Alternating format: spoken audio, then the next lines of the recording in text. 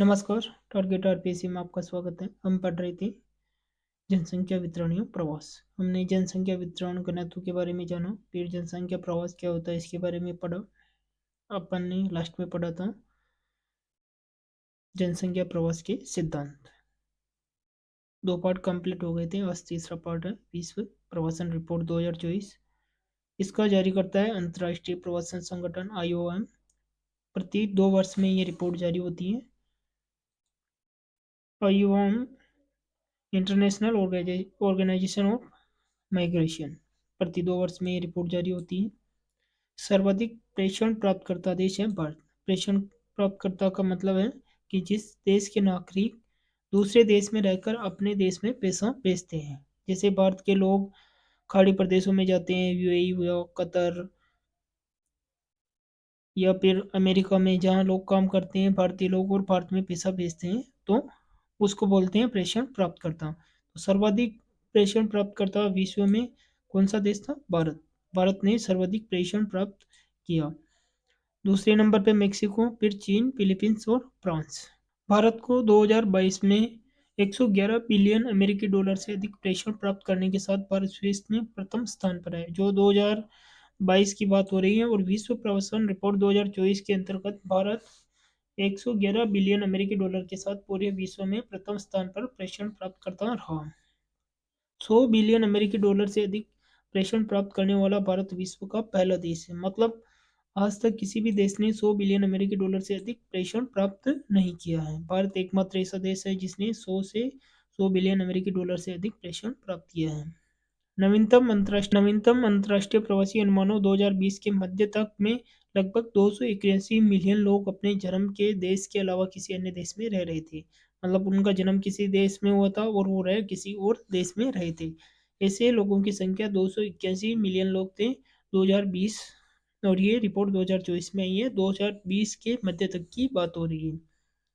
G7 देशों में France और जर्मनी शीर्ष 10 प्राप्तकर्ता देशों में रही है। जो प्रेषण की बात हो रही है, प्रेषण प्राप्तकर्ता, उसमें फ्रांस और जर्मनी G7 देश के मात्र 2 देश थे, फ्रांस और जर्मनी, जो 10 शीर्ष प्राप्त देशों में रही। स्रोत देश मतलब जिस देश से पैसा भेजा जा रहा है। जैसे भारतीय लोग किसी और देश में काम कर रहे हैं, तो वहां से जो पैसा आ रहा है तो वो स्रोत देश है। जो सर्वाधिक स्रोत देश है वो अमेरिका है। अमेरिका ने 80 बिलियन डॉलर का मतलब स्रोत किया है। 80 बिलियन अमेरिकी डॉलर उन्होंने अपने जो यहाँ काम करने वाले लोग थे उनको दिए। मतलब स्रोत देशों में सर्वाधिक कौन है? America, 80 billion dollar. दूसरे पे है सऊदी अरब। सऊदी अरब ने दिए लगभग 40 बिलियन अमेरिकी डॉलर।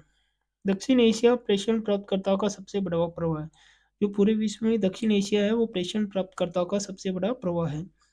खाड़ी देशों में प्रवासियों की कुल संख्या आबादी उनके देश की कुल आबादी से भी अधिक है। जो खाड़ी प्रदेश है, UAE, संयुक्त अरब अमीरात, कतर, कुवैत, इनमें जो लोग काम करने जाते हैं, जो वहाँ की कुल आबादी है, जो मूल आबादी है, उससे अधिक लोग वहाँ काम करने जाते हैं। जैसे संयुक्त अरब अमीरात हैं, वहाँ पे 88% लोग बाहर से हैं। मतलब जो वहाँ के प्रवासी 88% लोग, वहाँ उनकी पॉपुलेशन 88% है। संयुक्त अरब अमीरात में 88%, कतर में 77%, कुवैत में 73%।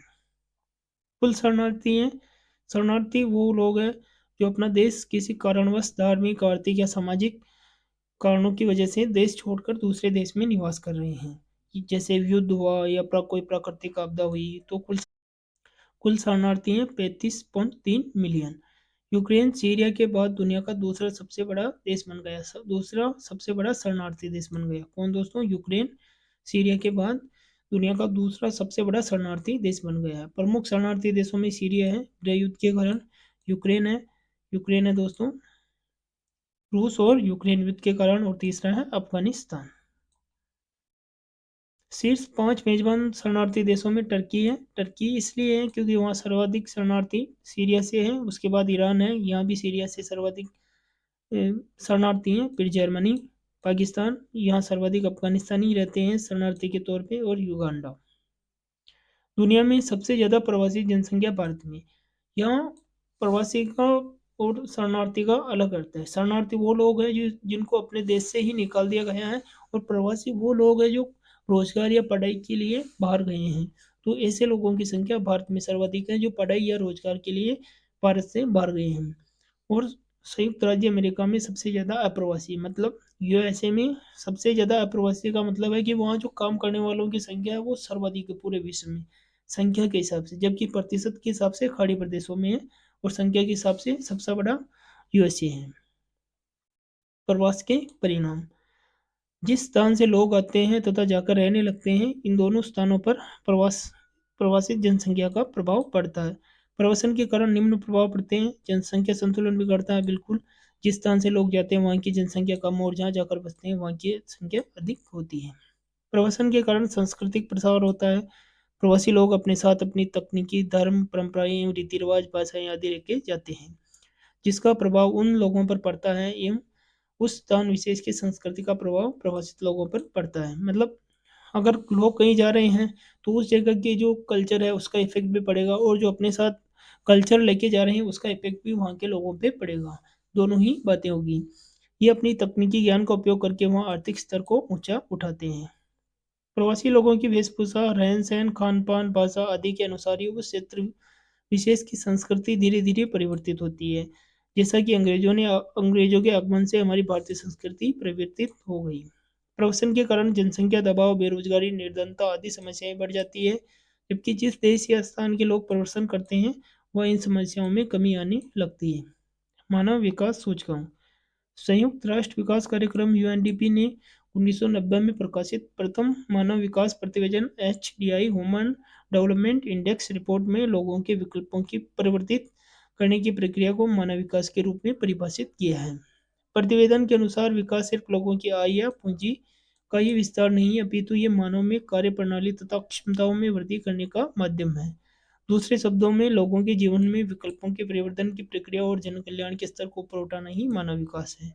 जो उनकी दैनिकचर्या है या जो जीवन शैली है उसमें परिवर्तन करना और सुधार करना, वही मानव विकास है।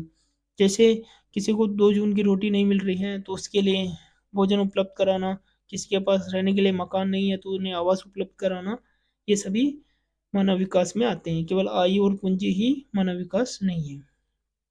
साल 2023-24 में मानव विकास सूचकांक में भारत 134वें नंबर पर रहा, 134, और स्विट्जरलैंड पहले स्थान पर रहा। स्विट्जरलैंड कौन से स्थान पर रहा? पहले स्थान पे। और इंडिया 134।